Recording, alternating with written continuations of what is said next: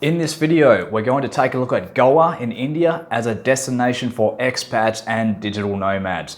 We're going to take a look at the lifestyle here, finding accommodation, working from Goa, and lastly, we'll look at the visa situation for India.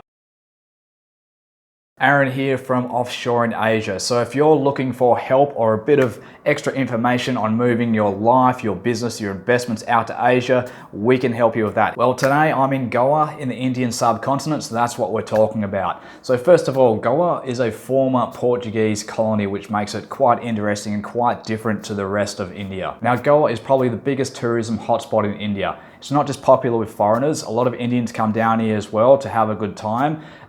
There's a lot of wine shops. Alcohol is freely available here, which isn't the case in all Indian states. There's a lot of restaurants, a lot of water sports, and it's a pretty busy place. Tourism kicked off here in earnest in the late 60s when it became a popular destination on the hippie trail, and people have been coming back here ever since. And because Goa is such a popular tourist destination with a lot of foreign money flowing in, it actually has the highest GDP per capita out of all of the Indian states. Now, when I came down to Goa a couple of weeks ago, I'd already been traveling through India for a couple of weeks, and I found it quite a relief, to be frank. India is a very interesting place, but it's not the easiest place to get around. It's not the easiest place to do business. It can be very intense. So coming back to Goa, things are a bit more chilled out, and it was very welcome. Northern Goa is still quite busy. There's a big backpacker scene here, a lot of retirees, a lot of older expats, not so many middle-aged expats. South Goa is a lot quieter. If you want to go for more of a kind of resort atmosphere, or just you want to find a quiet beach without hundreds of tourists, then South Goa is probably the way to go. But all in all, Goa presents a different side of India, which will be a bit less of a culture shock from the West. It's a bit easier to live here, a bit more tourist friendly, and more tourist infrastructure in place, which just makes it a lot easier trying to book buses and trains and that kind of thing. When it comes to food, you can eat quite well on 450 to 500 rupees a day. That's about $6 US, 500 rupees.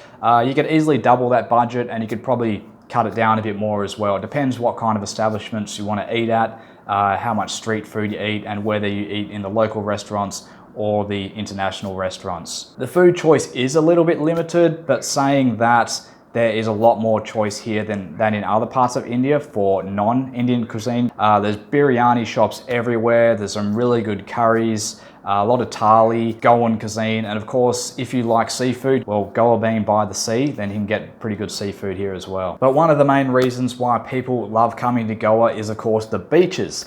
The beaches there is no shortage of. They're quite nice. There's a little bit of rubbish, but it's not too bad. But all along these beaches, they've got these beach shacks, which are basically restaurants and bars right up and down the coast. So as I mentioned before, even though Goa is popular with foreign tourists, domestic tourism is by far its biggest market, probably about 90% at least. And you can expect to see large tour groups, big families coming down and enjoying the ocean. Now, finding good accommodation in Goa is an interesting one. My experience was I came down and I was arriving late at night, so I booked 2 nights so I could get on the ground and have a look how things were.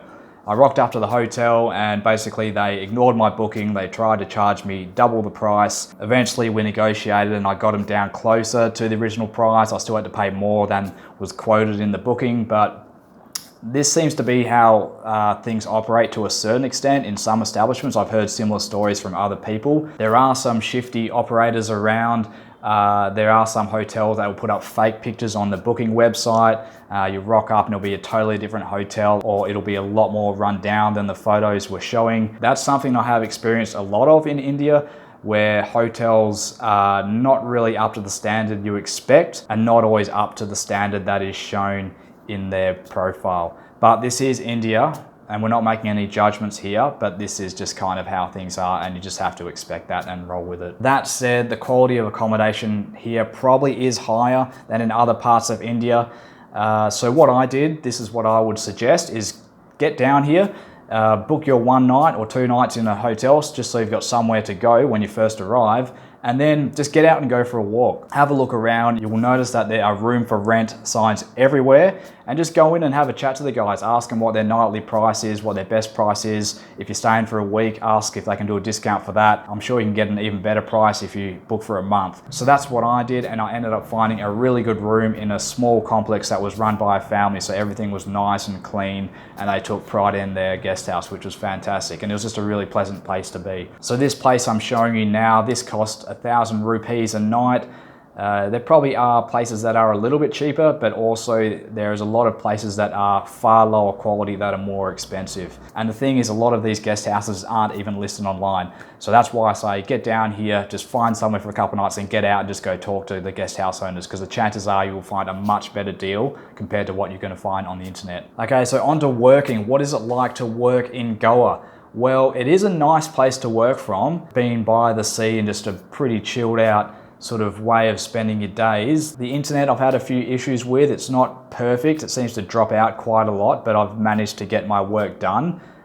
If you had an Indian SIM, which you can do as a foreigner, that would be a good backup option. I don't have that, so I'm just working with the Wi-Fi that's provided at the hotel. So it's not perfect, but it's workable. And then if you want to get out of your hotel and also check out a bit more of the digital nomad scene, there are some co-working spaces available. I wasn't able to visit them myself. They were in a different part of town from where I was staying. I'm in Kalangut, but there are a number that are listed online. So we'll take a bit of a look at that now. All right, so as you can see here, guys, there's a number of co-working spaces in Goa. So let's have a look at a couple of them really quick. Nomad Goa. I wonder if they mean Nomad Goa. Looks pretty nice. It's got a good rating. 91 Springboard. Clay Cafe. I mean, there's many here. So the best way to probably do it is maybe rent a motorbike and have a bit of a ride around. If you're paying for taxis, you're probably going to pay an arm and a leg to get around.